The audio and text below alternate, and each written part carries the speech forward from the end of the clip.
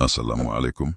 Saat ini pajak 12% tengah menjadi perbincangan hangat di masyarakat, terutama setelah pengumuman baru-baru ini yang mengungkapkan adanya kebijakan baru terkait kenaikan tarif pajak.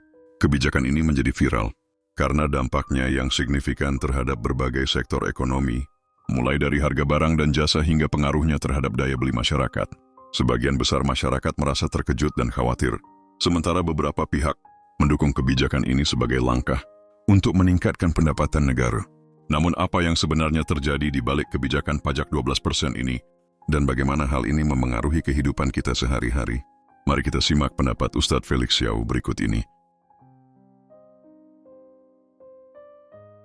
Pendapatan negara yang kemudian dari pungutan paksa, itulah namanya pajak. Pajak itu adalah andalan dari negeri-negeri yang masih terbelakang. Ibarat kayak orang itu punya utang gitu ya, dan dia nggak bisa bayar, dia akan cari sumber-sumber manapun tuh yang bisa dia gunakan untuk bisa naikin pendapatan dia sehingga dia bisa bayar utang atau dia bisa membiayai seluruh keperluan-keperluan dia. Saya nggak tahu alasannya apa ketika ada orang yang bela kebijakan-kebijakan semacam ini, tapi mereka bela itu kan cuma 12%, apa yang sudah kita berikan pada negara ya, dan seluruh bacot-bacot omong kosong lainnya itu. Assalamualaikum warahmatullahi wabarakatuh. Alhamdulillah, puji dan syukur senantiasa kita panjatkan pada Allah Subhanahu wa taala. Salat dan salam pada Rasulullah Muhammad sallallahu alaihi wasallam. Teman-teman sekalian, dulu saya pernah main game. Gamenya judulnya Crusaders. Dan di game Crusaders itu biasalah ya, itu kayak game simulasi. Lalu kemudian kita harus kayak running sebuah kayak kita tuh bertindak sebagai kayak kepala gitu ya, kepala negara, dan kita tuh running satu tempat tertentu atau running satu kompon tertentu lah, dan kita harus bangun segala macam dan akhirnya bangun militer lalu kita perang. Yaitu banyaklah game-game yang kayak gitu ya. Yang menarik adalah teman-teman sekalian, kalau kita bahas sebagai sebuah landlord gitu ya, kita tuh punya banyak sekali pendapatan. Makanya game-game kayak gitu biasanya ada nyari sumber daya tuh, resources, dan biasanya di awal-awal dia berebut resources. Resourcesnya ada apa aja? Ada batu, ada kayu, ada emas gitu ya. Lalu kemudian kita berebut resources di sana, lalu setelah itu resourcesnya bisa kita jual untuk menghasilkan uang, dan uang itu bisa digunakan tuh apa? Untuk rekrut militer, untuk kepentingan-kepentingan yang lain kayak bangun rumah, lalu kemudian bangun stronghold, bangun benteng, bangun barak tentara dan segala macam. Ya pokoknya kita tuh kayak berusaha menjadi kepala negara lah ya. Lalu kita kayak ngatur negara kita dari mana pendapatannya dan bagaimana mengelola itu sehingga kita bisa menang dalam percaturan dunia. Walaupun itu cuma game, ya jelas. Tapi ada satu yang menarik teman-teman sekalian. Salah satu pendapatan di awal yang bisa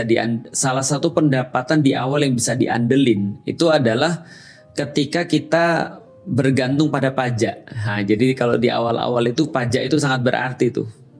Alias kalau di game ya, nggak tahu kalau di dunia nyata ya. Kalau di game itu pajak itu adalah andalan daripada negeri-negeri di game ya, sekali lagi ya. Andalan dari negeri-negeri yang masih terbelakang atau masih di awal-awal gitu ya. Jadi dia tuh ngandelin pajak banget.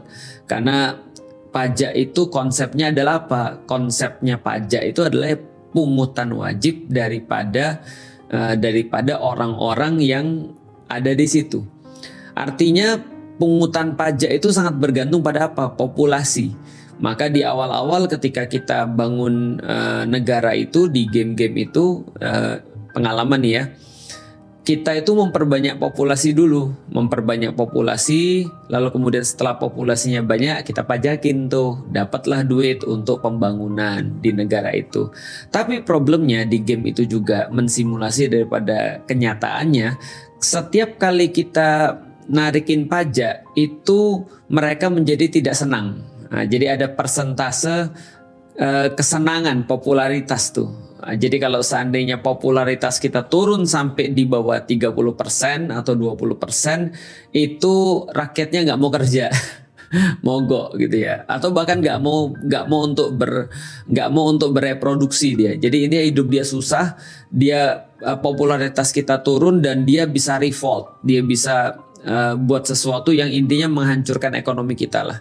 Jadi sebenarnya kalau konsep pajak di awal-awal game itu atau di negara-negara yang terbelakang di dalam game itu adalah bagaimana menjaga agar rakyat ini tetap senang dan juga mereka tetap bisa ditarikin. Kalau gampangnya, setiap kita naikin pajak mereka nggak suka, setiap kita turunin pajak mereka menjadi suka sama kita, dan akhirnya kita harus menjaga di tengah-tengah itu sebagai seorang landlord gitu ya. Nah, pertanyaannya, kalau kita mau majakin rakyat dengan pajak yang tinggi gitu ya, lalu membuat mereka tidak strike atau tidak berhenti atau tidak stop dalam bekerja, stop dalam bereproduksi atau stop dalam produktif gitu ya. Gimana caranya? Nah ini di dalam game itu ada semacam kayak menyediakan entertainment. Nah, entertainment di situ bisa jadi kita nyediain mereka hiburan-hiburan. Bisa jadi kita menyediakan kepada mereka religiusitas mereka, karena di game itu juga kalau kita misalnya bangun tempat ibadah gitu, mereka jadi seneng tuh, dan ketika mereka seneng kita bisa naikin lagi pajaknya mereka. Intinya adalah segala sesuatu yang mengalihkan mereka daripada kesulitan-kesulitan mereka, atau sesuatu nilai yang menurut mereka bisa mereka pegang ketika mereka dinaikin pajaknya. Itu di dalam game. Artinya di dalam game, kalau saya simpulkan, negara-negara yang baru berkembang di awal-awal itu atau negara-negara yang masih terbelakang dibandingkan dengan yang lain, mereka pasti mengandalkan pendapatan yang namanya pajak atau pungutan wajib itu, atau bisa dikatakan pungutan paksa itu. Dan ini adalah satu konsep yang umum di negara-negara yang ada di dunia di kenyataannya, bukan hanya di game, karena game kan cuma mensimulasi daripada negara-negara yang ada di kenyataannya. Jadi pendapatan negara yang kemudian dari pungutan paksa itulah namanya pajak. Jadi seolah-olah seperti itu. Nah, problemnya adalah teman-teman sekalian, kalau saya barusan search tadi ya, ternyata pendapatan daripada pajak itu berbeda-beda. Misal ya, ada beberapa negara-negara yang mereka itu kalau kita lihat ini ya beberapa data, ada beberapa negara yang benar-benar mengandalkan pendapatannya daripada pendapatan non pajak. Ada beberapa negara yang mengandalkan pendapatannya itu dari pendapatan pajak. Jadi kalau kita misalnya mengandaikan kalau negara ini ibarat sebuah rumah tangga, ya gampangnya gini lah. Rumah tangga itu kan bisa jalan kalau seandainya ada pendapatan, ada pemasukan untuk pengeluarannya, dan lebih bagus pendapatannya itu lebih besar daripada pengeluarannya. Lah kalau pendapatannya lebih kecil daripada pengeluarannya, maka ada beberapa strategi. Satu, meningkatkan pendapatan. Dua, mengurangi pengeluaran. Kalau nggak bisa juga berarti melibatkan pihak ketiga, yaitu adalah minjem gitu kan, minjem duit orang. Nah, negara juga sama sebenarnya. Pendapatan negara tuh dari apa aja? Ya, yang umum ya, pendapatan pajak, pendapatan non pajak, jadi pendapatan tarikan paksa. Yang kedua pendapatan selain itu. Yang ketiga adalah minjem. Kalau gampangnya seperti itu ya, kalau misalnya kita mau pikir simpel. Nah, kalau kita bicara seperti itu ya bervariasi. Misal kayak di Indonesia. Indonesia itu kalau kita lihat, menurut beberapa data itu 75-85%. Nanti coba dilihat lagi seperti apa yang realnya. 75-85% itu pendapatannya dari pendapatan pajak. Sehingga sekitar berapa? 15-25% itu pendapatannya daripada non pajak. Artinya Indonesia itu kalau misalnya pajaknya mandek, Indonesianya mandek. Dan utang Indonesia itu sangat besar sekali. Karena Indonesia tuh udah sekarang utangnya lebih daripada 8.500 triliun gitu. Jadi bayangin aja ya, 8.500 triliun gitu. Jadi kalau dibagi ke 275 juta ya kita sudah bisa dapat per kepala berapa tuh nanggung utangnya termasuk bayi-bayi yang baru lahir. Nah, karena Indonesia ini pendapatannya lebih banyak dari pajak, nggak seperti negeri-negeri yang lain, dan by the way pendapatan pajak itu tinggi, itu mengartikan atau mengindikasikan bahwa negara ini nggak beres. Kenapa negara ini nggak beres? Karena dia tidak punya pendapatan selain daripada majakin atau maksa, memungut secara paksa orang-orangnya sendiri. Kira-kira seperti itu ya. Nah, yang lucu adalah Indonesia itu termasuk negeri yang banyak sekali sumber daya alamnya. Indonesia itu kaya akan minyak, Indonesia itu kaya akan batu bara, Indonesia itu kaya akan tambang-tambang yang lain gitu ya. Tapi lucunya Indonesia itu pendapatan non pajaknya itu cuma 15% sampai 25%. Dan teman-teman bisa bandingin misalnya dengan Arab Saudi misalnya, yang memang pergantungan pada sektor non pajaknya itu besar sekali. Atau mungkin negara-negara maju yang lain, coba nanti di search aja gitu ya. Nah, dan baru-baru ini yang kita lihat, kita tahu bahwasanya Indonesia tuh mau naikin pajak 12%, hampir pasti tuh 12%. Bahkan ini menjadikan pajak PPN-nya itu, pajak pertambahan nilainya itu sekitar 12%, itu berarti yang termasuk tertinggi di ASEAN. Tadi datanya sudah kita buka, itu Filipina itu sekitar berapa? 12% ya. Filipina 12%, Indonesia naik jadi 12%. Kamboja, Laos, Vietnam, Malaysia 10%, Singapura 9%. By the way, kita tambahin lagi, coba bandingin pendapatan orang-orang Singapura sama pendapatan orang-orang Indonesia dan lihat sejauh apa, dan PPN-nya yet kita lebih besar daripada Singapura 3%. Timur Leste 2,5%, Thailand 7%. Nah, ini adalah yang kita bisa lihat. Mungkin orang-orang bilang itu kan cuma naik 1%, nah itu berarti nggak ngerti sama sekali tentang ekonomi. Dalam ekonomi 1% tuh pengaruh banget. Bahkan kalau kita lihat pertumbuhan ekonomi, misalnya 5% dianggap sebagai sesuatu yang sehat. Misalnya kita nggak bahas tentang seperti apa benar atau salahnya, enggak, itu urusan orang-orang yang ahli lah. Tapi 5% itu kalau bisa turun dari 4% jadi 4%, itu cuma 1% juga. Atau naik jadi 6%, itu juga 1% juga. Tapi itu berimpact yang sangat besar sekali.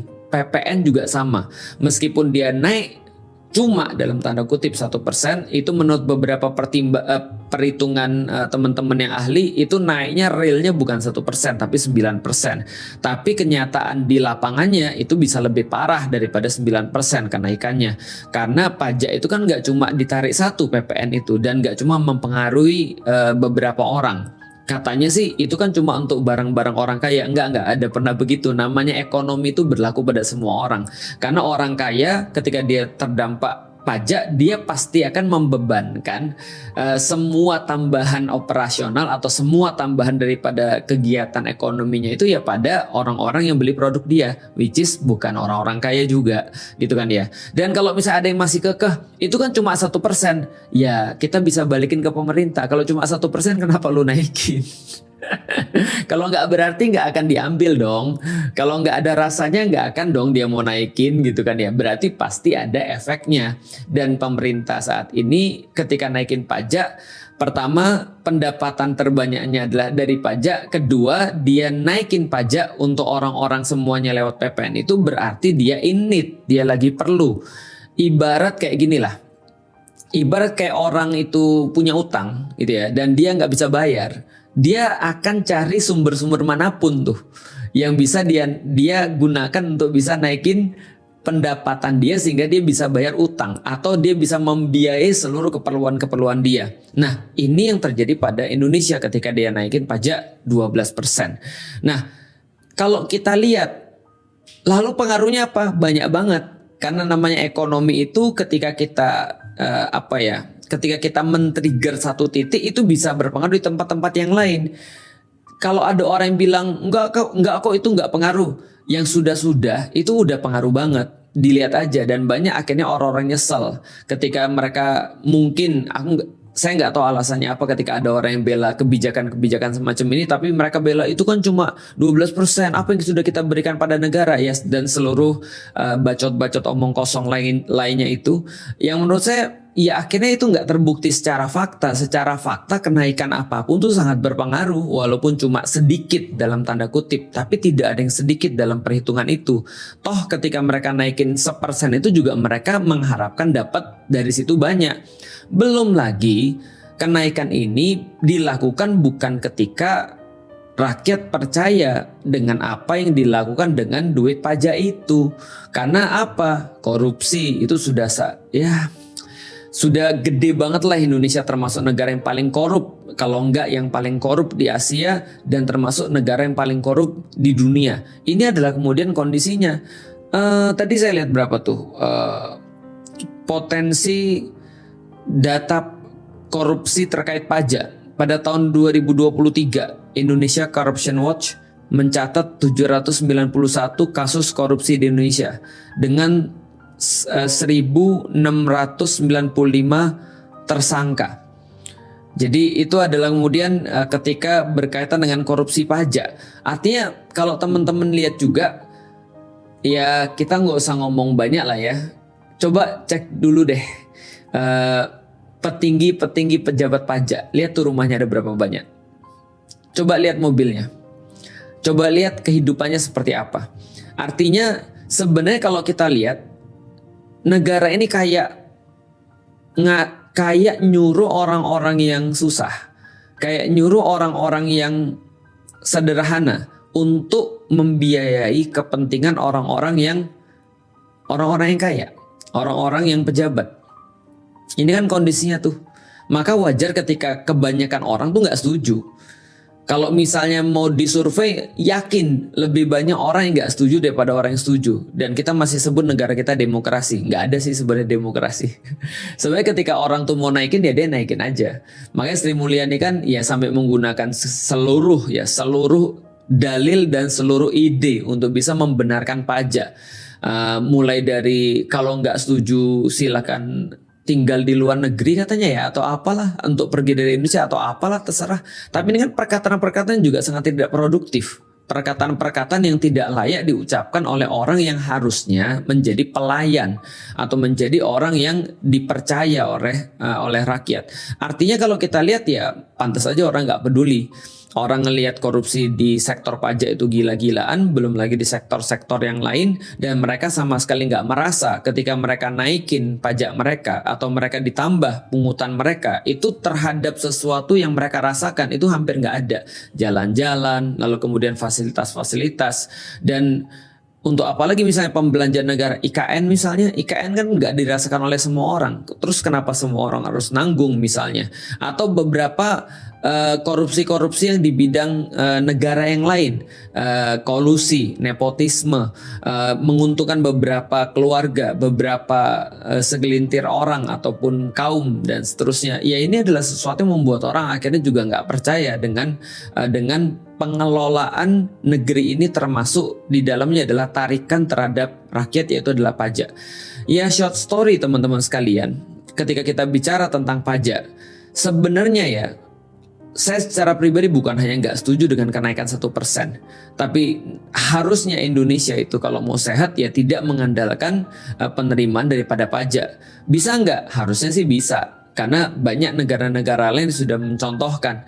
Artinya kalau kita bicara tentang sumber daya alam, kita berbicara tentang kemampuan kita untuk mengelola. Ya lihat negara tetangga aja misalnya kayak Singapura misalnya. Dia bisa kok untuk bertahan bukan full dari pajak. Atau dia bisa kok untuk menaikkan potensi dirinya meskipun kayak negerinya sekecil itu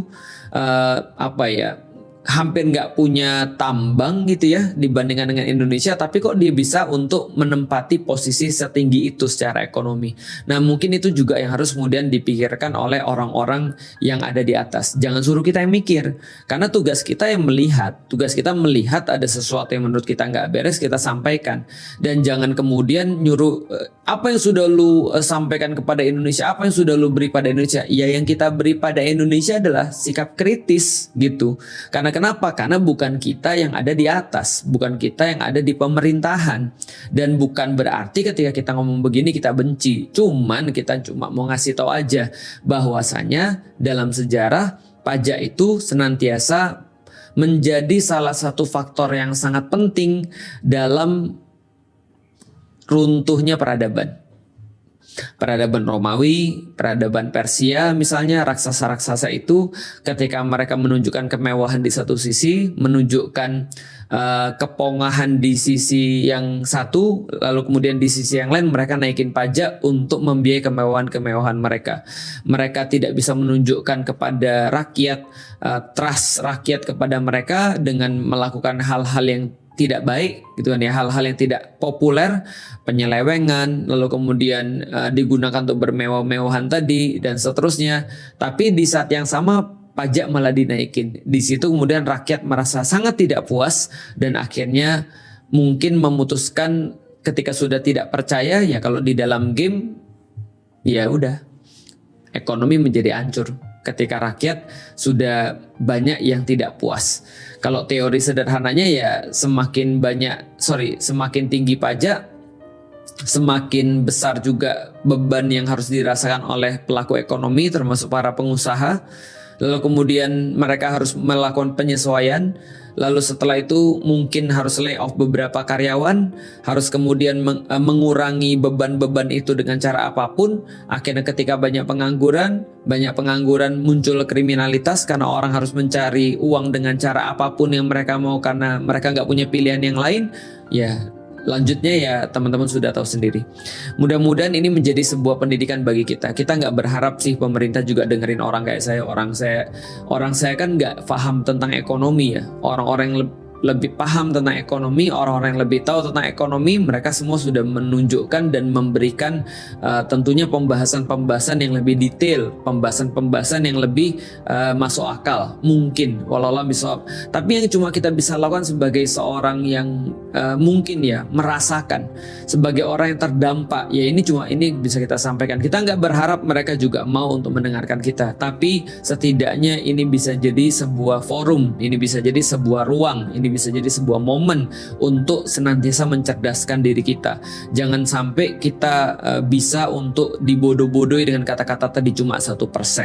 Kita bisa dibodohi dengan misalnya apa yang bisa kita berikan untuk negara, sementara kita nggak ngerti seperti apa hak dan kewajiban kita sebagai seorang citizen atau rakyat, dan juga mereka tidak pernah diajarkan hak dan kewajiban mereka sebagai seorang pemimpin, dan kita nggak pernah bisa untuk menyampaikan apapun kepada bahkan masukan. Jangan sampai kita dibodoh-bodohi seperti itu. Minimal kita bisa tahu dan minimal kita punya sebuah budaya untuk senantiasa mencerdaskan diri kita, mencari tahu dan juga mempunyai opini terhadap sesuatu.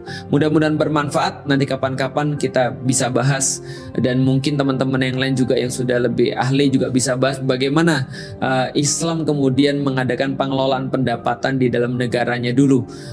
Ketika dia punya negara dan rakyat-rakyatnya tidak terlalu banyak dibebani dengan pajak. Wallahu a'lam. Assalamualaikum warahmatullahi wabarakatuh. Demikian penjelasan dan pendapat dari Ustadz Felix Xiao soal kenaikan pajak 12% ini. Silakan tulis pendapat kalian di kolom komentar dan jangan lupa like and subscribe agar channel ini bisa terus berkembang dan bisa terus memberikan konten yang bermanfaat. Terima kasih. Akhir kata, Assalamualaikum warahmatullahi wabarakatuh.